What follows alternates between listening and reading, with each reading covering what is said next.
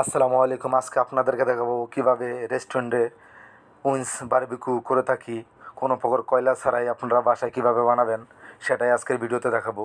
এখানে আমরা 6 piece wings কেটে পরিষ্কার করে সুন্দরভাবে সিলা মেরে নিছি।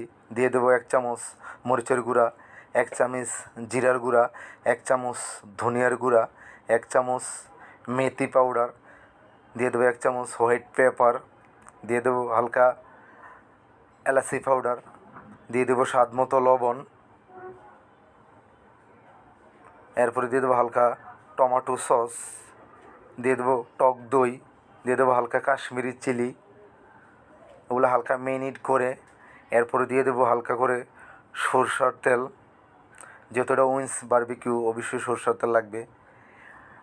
আপনারা কীভাবে বাসায় কয়লা ছাড়াই ফ্রাই প্যানের ভিতরে বারবিকিউ বানাবেন সেটাই দেখাবো। দিব প্যানের ভিতরে হালকা সরষের তেল। আমরা মেরিনেট করার পরে 1 ঘন্টা ফ্রিজে রেখে দিয়েছিলাম। প্যানের ভিতরে দিয়ে বল দিয়ে ঢাকা দেবো 10 মিনিটের জন্য। ঢাকার পরে অবশ্যই পানিটা বাইরে যাবে উইংস থেকে। হালকা নাড়াচাড়া করার পরে আবার 10 মিনিটের জন্য ঢাকা দিয়েছিলাম। দেওয়ার পরে এই কালারটা চলে আসছে। এরপরে দিয়ে দেবো হালকা করে বারবিকিউ সস। এটা আপনারা বাসায় ট্রাই করবেন, অনেক মজাদার একটা বারবিকিউ। দিয়ে দেবো হালকা চিলি ফ্লেক্স। সবাই ভালো থাকবেন। আসসালামু আলাইকুম।